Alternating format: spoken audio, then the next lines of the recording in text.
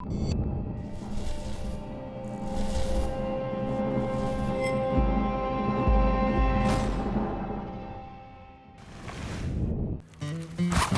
he was right there, my friend. Yes, sir. First bite of the night. This week on Kentucky Afield. Well, fish one. Summer might be nearing its end, but night fishing for bass is just heating up. You got one? Jared Swift joins Chad on Laurel Lake, and they make a friendly wager over the trip's bag. Oh, yeah, I see how you are trying to throw it off my hook. Wait a minute. I think I get half the weight on this one. Right. Then, deer season is here, and some lucky hunters have already put venison in the fridge. Sandy Lentz is going to show us one of her favorite things to do with it. This is my deer. That's exactly right. It's all next on Kentucky Afield. Such a pretty fish. Beautiful. This pond is plumb loaded with frogs. They're everywhere in here.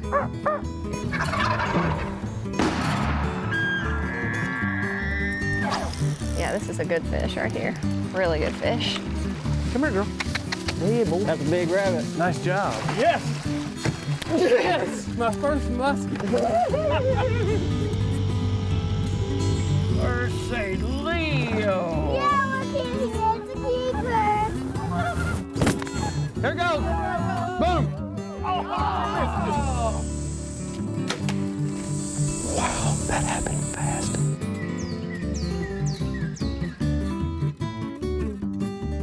Hello, and welcome to Kentucky Afield. I'm your host, Chad Miles. Join us as we journey the Commonwealth in search of outdoor adventure. Many of my closest friends have been made with a fishing pole in my hand, and that is especially true for Jared Swift. We've challenged one another, learned from one another, and solved many of life's problems on the deck of a bass boat.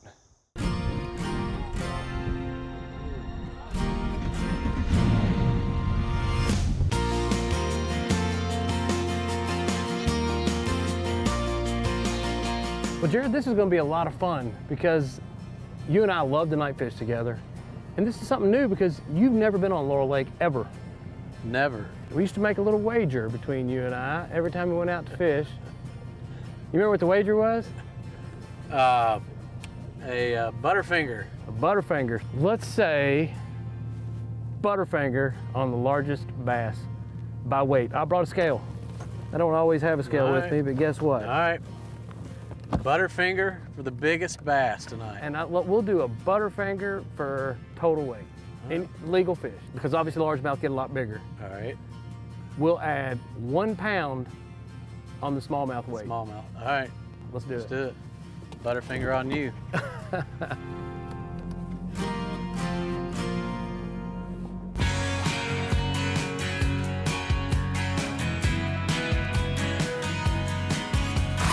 There he was right there, my friend. Yes, sir. First bite of the night. 100%. What did he hit? Little worm. Shaky head. Hey, to make this competition fair, we'll switch trolling motor back and forth quite frequently throughout the night. Here we go. Oh man, I don't even know if this one's going to register. All right. Good thing we, a little spot. Oh, spot, they're good. Yeah, yeah. Spots are legal. All right.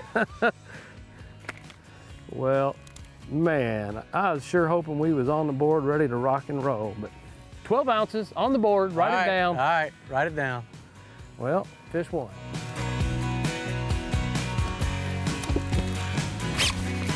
You got one? Yeah. Good one. Good one. Largemouth.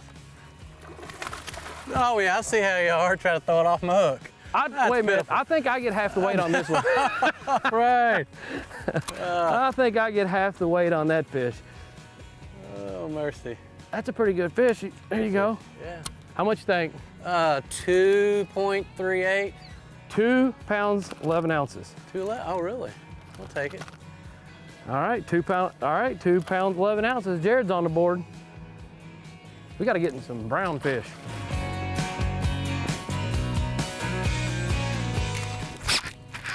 Got him? Yep. Good fish? Decent fish, yeah. No, he just way deep. That thing's probably 25 foot deep. All right. Largemouth. Now, you got to make sure that one's 15. 14 and a quarter. 14 and a quarter. Good, healthy, nice Pretty fish. fish, yep. Feels like smallmouth. Big one. Good one. There you go. All right. Smallmouth number 1. Hey, that's awesome. Add a pound to that one, my friend. All right. I'm gonna say you got 2 pounds plus 1.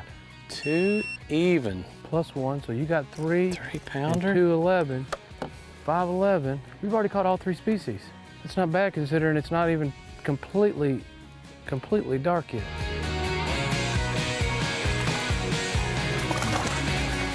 Largemouth. Well, stinker. What is it? 214. Oh man, that's a good fish. So you had 511 plus 214.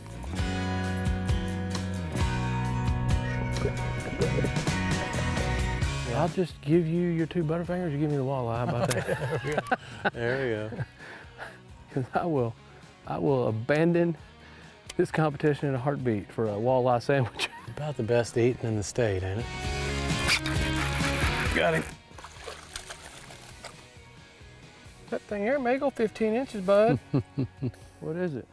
15. We'll call it 2. All right, 711 added 2. What do you got, about 911? Something like that, yeah. I know one thing, you're kicking my rear end. Well, Jared, I brought you down here to show you Laurel Lake for your first time ever, and we fished this thing like a big old pond. Launched at the boat ramp and got reined in. Didn't go far. We picked this night because we had almost no chance of rain. I believe I owe you 2 Butterfingers. Possibly. But I believe it's probably in our best interest to get out of here before we get absolutely drenched. And you know, holding these fishing rod and reels out here in a rainstorm and lightning is not a good idea. We're gonna come back down here. There will be round 2. All right, they're still making Butterfingers.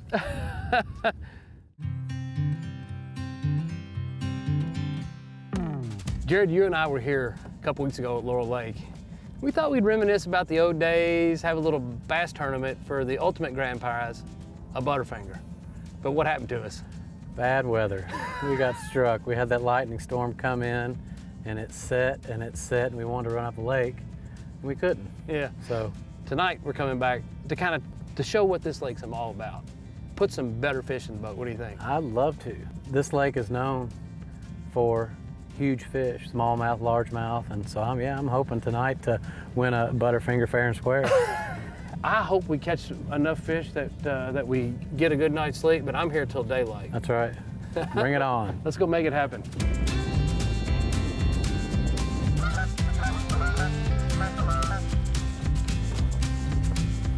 No thunder boomers tonight.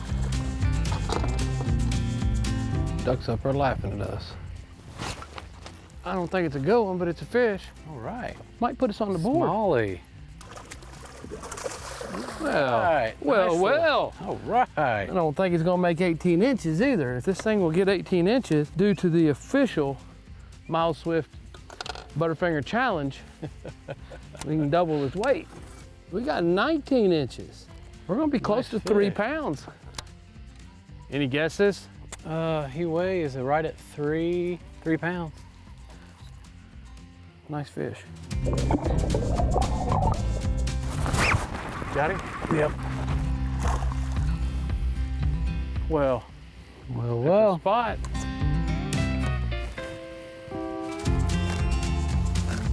One.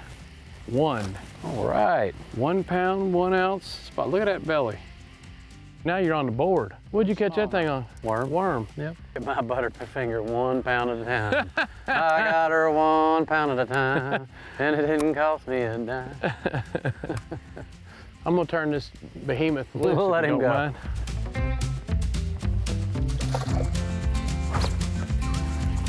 Hit that brush pile, and lo and behold, look at this. About the size I think he was.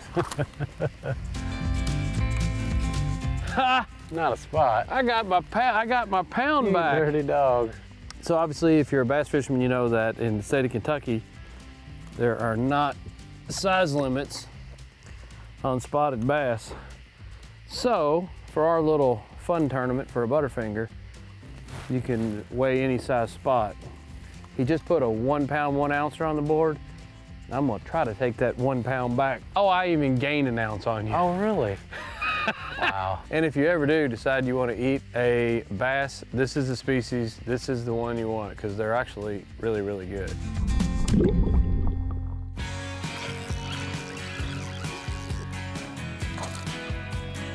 Oh, hair jig. Well, Well, you know, another largemouth? Yeah. that one might make pitiful. 15. Almost 17 inches. Oh, I feel my Butterfinger slipping. I had 6'10" plus 1, 2, 8, 12. Whoa, 2 on the dot. 10, 12, we'll take it. 17-inch long Butterfinger. All right, buddy, get back in there. See you later. Uh-oh.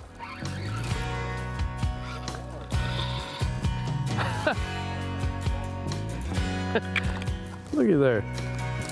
It's a little bit better. 3 pounds, 10 ounces.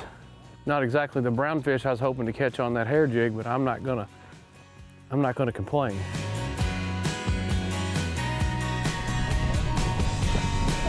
Well, Jared, this has been a blast. Really did take me back. Wasn't exactly pond hopping, but it was a new lake for you, new experience. And it was a lot of fun. I guess I owe you 2 Butterfingers, and you owe me 2 Butterfingers, huh? How about we? Call it even. We'll just eat our Butterfingers together. How about that?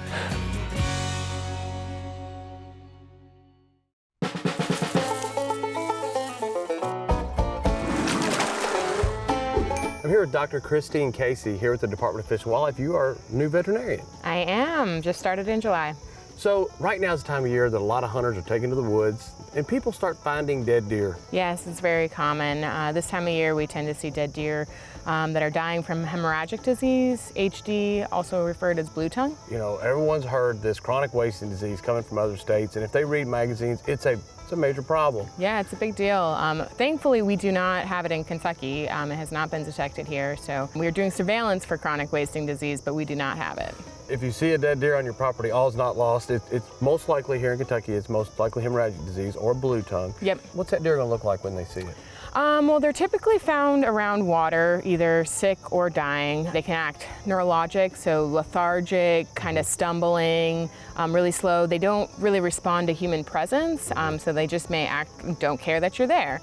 And then if they're dead, they can look bloated or kind of swollen, blue. Now, the big difference between this particular disease and chronic wasting disease, which is in some of our states surrounding us, is that the chronic wasting disease is a disease that can really affect a lot of animals. They're caused by 2 different things. So hemorrhagic disease is a virus. Chronic wasting disease is something called a prion, which is a type of protein that's infectious. And really, with hemorrhagic disease, some animals can survive where chronic wasting disease is always fatal. But thankfully, it's not here in Kentucky that we've detected. So if you're out hanging a deer stand or walking your property and you come across a deer that you go, man, this deer has recently passed away, and you can't tell why it had died, you need to report that, right? Yes, we would actually really appreciate it if you reported it. If you call your local biologist, which there's online, you can find your local biologist, and report it. They may come out, they'll collect some information, and then they can get samples, and we can confirm that there was hemorrhagic disease there. So at this point in time, no changes to the hunting season? Nope. Everything is the same. If you do have a couple of deer that pass away, it's unfortunate that happened, but everything will be okay. Yes, everything will be okay. They'll survive. There's ones out there surviving, and we'll still have plenty of deer. Well, thank you for your time. We appreciate No problem. the explanation, and hopefully it slows down, this disease slows down for a while. Yeah, hopefully. Thanks for having me. Yeah, thank you.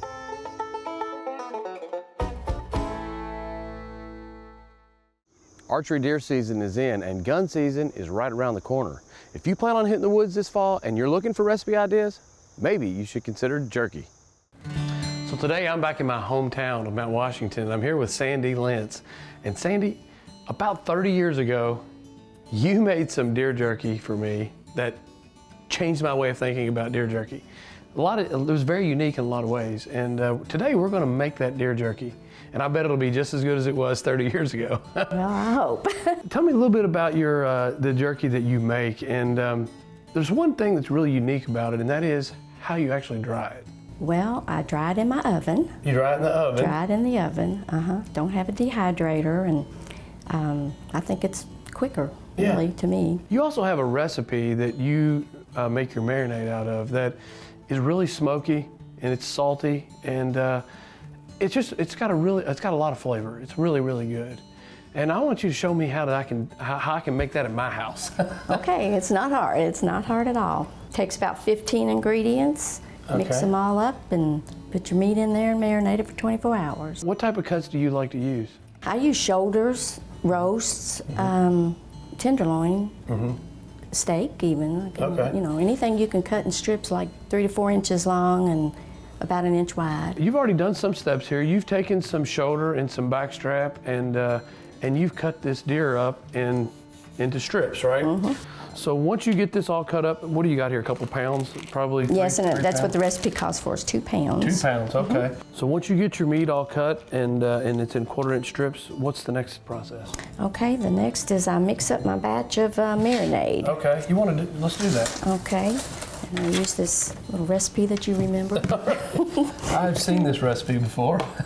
So we're going to use 1.5 teaspoons of the salt. All right, 1.5 teaspoons of salt. And I usually do the dry ingredients first. Onion salt is 1 teaspoon. Now we need garlic salt. And that calls for 1 teaspoon also. 1/4 teaspoon of black pepper. Got to have all the peppers in there if you like. It calls for a lot of pepper. Let's see. 1/4 of red pepper. Now we need 1 teaspoon of white pepper. There you go. Okay. 1/2 teaspoon of meat tenderizer. 1 teaspoon celery salt, yep. Now we're going to move to the wet ingredients, which starts with lemon juice. 1 teaspoon of lemon juice. 1 teaspoon of, there it is, kitchen bouquet, whatever that is. You didn't know what it was. But I think that gives it a lot of that dark. Now, 1/3 cup of water. All right, 1/3 cup of barbecue sauce. All right. That's about right. And then I gotta go on the spoon. Yeah, that's not gonna want to come out of there real quick, is it? Now, 1/3 cup of Worcestershire sauce. It seems like a lot, doesn't it? You know what though? We're gonna soak a lot of meat in here. 2 pounds already sliced up. Takes quite a bit. We need 1/3 cup of soy sauce. And I think there's 1 left. And now we just need the liquid smoke. Okay. It already smells like jerky. As soon as you crack the that's lid of exactly this, right, it says, isn't man, this is jerky. So, All right, now once you get that done, you're gonna mix this all up really good. make sure it's mixed up good. So you just start laying that in and mixing it in there. Get my bigger ones first if I can, you know, because it cooks more evenly if you've got them all the same size. So I know you really like jerky, and your family really likes to eat jerky. You've been making this for a long, long time. But something you haven't been doing for a long, long time is hunting, but this is your deer, isn't it? This is my deer. That's exactly right. My first deer. Your first deer. You started deer hunting last year, right? I did. All right, I think that's about 2 pounds, and that's really all you need. I can just make more when... Make more later on, okay. So once you get this all mixed up in there and it's completely coated, now what do you do? Well, I'm gonna put a lid on it, and it's gonna go in the refrigerator for 24 hours. Okay. And every now and then I go in there and shake it or stir it up. Okay. And that's all it is till you wait your 24 hours, and then you start hanging it and drying it. Well, let's get it in the refrigerator. All right. All right, so you already have some that has been marinating for 24 hours, right? I do. This All was right.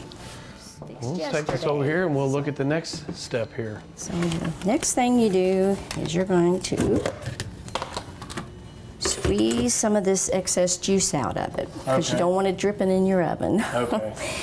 Too much. I mean, it's going to drip some, but I just Well, take once it, it and drips these are off of very there. long, so you just squeeze them out. All right. And you're just squeezing the excess marinade off. And lay that out in strips. Now all our meat has been squeezed off. We've got the excess marinade off. We're ready to go to the oven. Right. And you got a little something you do to prep the oven for this as well, right? I do. I usually put wax paper down because it's going to drip as you're hanging. Okay. Well, I'll get the meat and we'll start getting the oven ready. Strips right here where I know I won't have. All right, next step, Chad, is I just run a toothpick down about an inch or so because I don't want it to slide up. I do my longest strips at the back. Okay. And you don't want your meat touching the racks. So, and you don't want any meat touching each other and none touching the rack. So you're literally just using a toothpick to suspend this meat on the rack. Mm-hmm. Okay. Now, shorter ones I usually do in the front because they're going to get done first. That's all there is to it.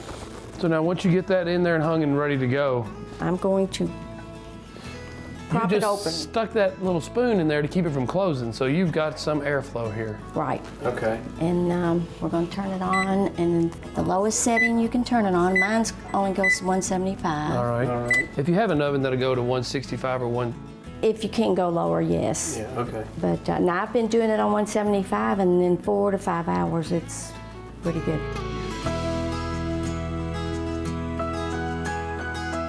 Well, Sandy, it's been right at 5 hours now. What do you think? I think we could check it and see what we got. It looks like it's getting done. Here, I'll get this pan out here. Alrighty.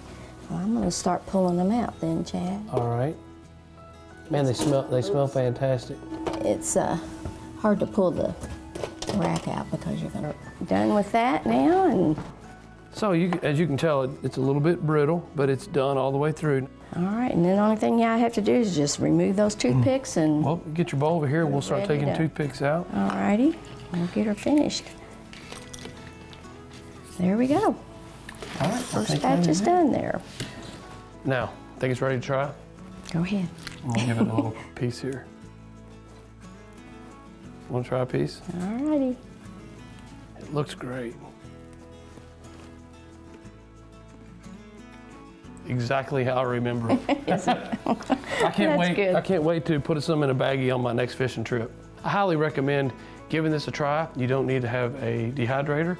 You can do it right there in the oven, and it makes great jerky. Thank you. Glad you enjoyed it. Well, you're Appreciate welcome.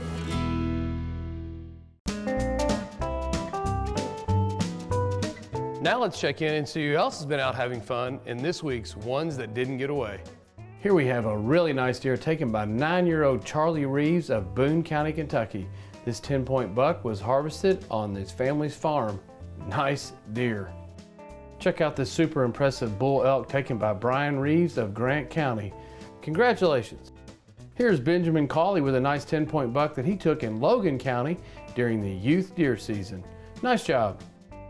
Check out this beautiful catch of 3 smallmouth bass by Austin Johnson on Lake Cumberland. Nice job. Kyler Tate knows how to take advantage of the youth deer season and took this nice doe in Boyle County. Congratulations. Here is a nice largemouth bass caught by James Overall at Gist Creek Lake. Nice job.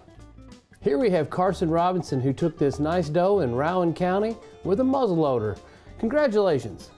Brandon McFall knows where to go for big largemouth bass. That's the Springfield Reservoir. Nice job. Here we have a nice 9-point buck taken with a muzzleloader by Dan Devine from Spencer County, Kentucky. Congratulations. Here we have Parker Tweeton who caught his very first trout on a fly rod that was built by his grandfather. Now that's cool. Here we have 6-year-old Tegan Bullock with their very first deer ever, taken during the youth season in Pulaski County. Nice job. Here we have 6-year-old Vince Barth from Gallatin County who took his very first deer on his own property during the youth season. Congratulations. Here we have Stephen Blair with his first squirrel ever, taken at Blair's Mill, Kentucky. Nice job. Coleman Crowley had a nice deer season and he took this nice 6-point buck. Congratulations. Here we have a really nice looking 11-point buck taken by Hunter Boland on the opening day of muzzleloader season in Clark County. Check out this beautiful deer taken by 10-year-old Blake Scott. This deer was taken from Hopkins County with a muzzleloader. Nice job. Muzzleloader season is right around the corner. It comes in on October the 19th and 20th. Now is the time to get that gun out and get it sighted in. And hey, if you're looking for a place to shoot, go to fw.ky.gov and search gun ranges. And remember, hunting and fishing on private property is a privilege. Always ask permission and thank the landowner. Until next week, I'm your host, Chad Miles, and I hope to see you in the woods or on the water. If you hold a Kentucky hunting or fishing license, then you have helped make possible Kentucky's wildlife management areas, places to hunt, fish, birdwatch, or just let your mind wander. With nearly 100 dotting the Commonwealth, put wildlife management areas in your sights for fall hunting and see more of what makes Kentucky's outdoors outstanding. Get all the information online at fw.ky.gov. Deer processing from the field to the freezer continues to be a runaway favorite for hunters everywhere. From ribs to roast, Sim Harp makes it look easy. Ordering information can be found at fw.ky.gov under the Kentucky Afield tab.